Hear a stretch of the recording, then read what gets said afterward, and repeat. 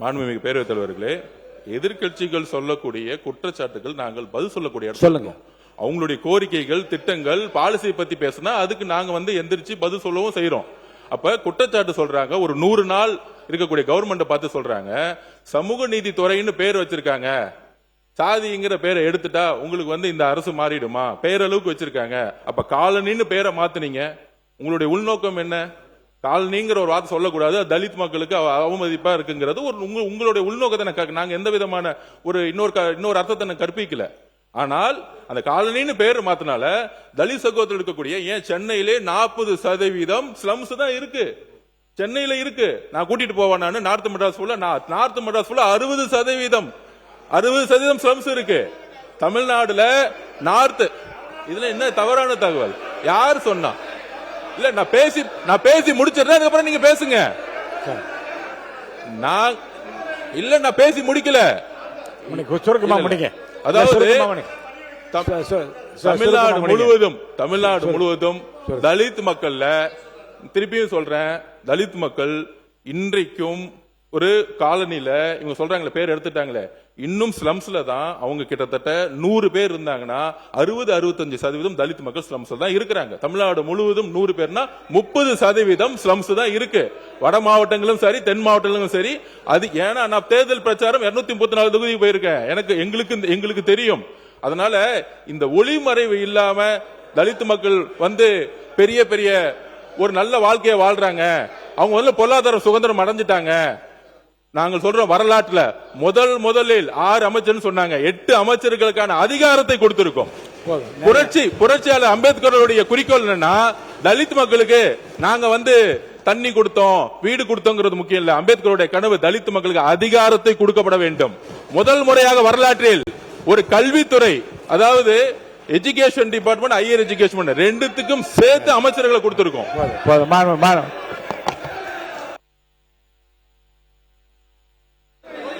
உறுப்பினர் கே நேரு அவர்கள், பேரவைத் தலைவர் அவர்களே, முழுமையாக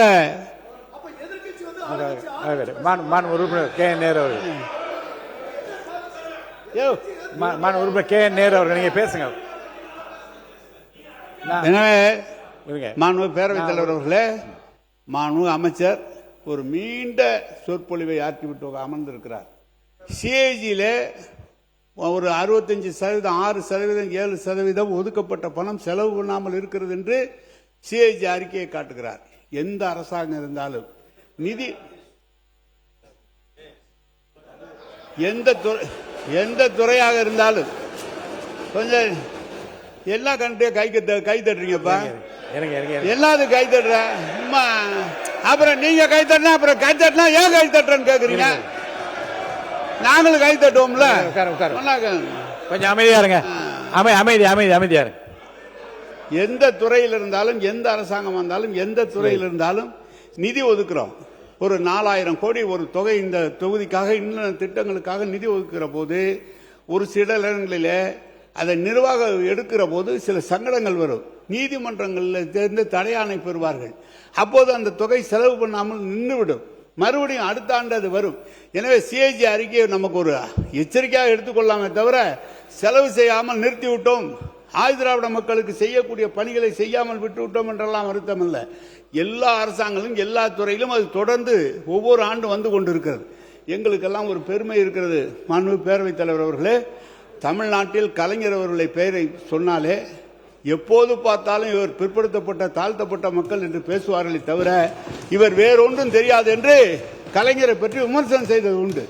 அந்த அளவுக்கு ஆதிதிராவிட மக்களுக்கும் பிற்படுத்தப்பட்ட மக்களுக்குமாக அந்த நல்ல காரியங்களை செய்து திராவிட முன்னேற்ற கழகம் இந்த துறையை பிற்பட்டோர் நலத்துறை என்று ஒன்றை உருவாக்கியதே கலைஞர் அவர்கள் தான். எனவே நீங்கள் நினைப்பது போல அந்த காலத்தில் இப்படி சொன்னார்கள், இந்த காலத்தில் இப்படி அடுத்தது கோவி செழியன் சாரை பேச வைக்க, நீங்க பேசுங்க. எனவே அந்த தொகை செலவு செய்யாமல் விட்டு விட்டோம் என்றெல்லாம் உங்களுடைய அரசாங்கம் போது நீங்க 3 மாசம் ஆயிருக்கீங்க. நாளைக்கு உங்களுக்கு ஓராண்டு காலம் இருந்தால் அவங்களுடைய அரசாங்கத்தை பற்றி 5 ஆண்டுகளுக்கு தான் மக்கள் வாக்களித்து 5 ஆண்டுகள் இந்த ஆட்சி இருக்கும். நீங்க நீங்க இந்த ஓராண்டு காலம் கழித்து உங்களுடைய அரசாங்கத்தை பற்றி மத்திய அரசாங்கம் நிர்ணயம் செய்வார்கள். அப்போது எந்தெந்த பணம் செலவு செய்யப்பட்டிருக்கிறது, எது செலவு செய்யப்பட்டதுன்னு சொல்வார்கள். எனவே நீங்கள் ஏதோ நாங்கள்லாம் ஆதிதிராவிட மக்களுக்கு செய்யவில்லை என்று, ஆதிதிராவிட மக்கள் கலைஞருடைய காலத்திலும் தளபதியுடைய காலத்தில் தான் மிக உன்னதமான இடத்திற்கு வந்திருக்கிறார்கள். எனவே தொடர்ந்து 8 அமைச்சர்கள் சொன்னார்கள். நமது தளபதி அவருடைய 5 அமைச்சர்கள் பெரிய துறை உயர்கல்வித்துறையை இன்றைக்கு தந்தார்கள்.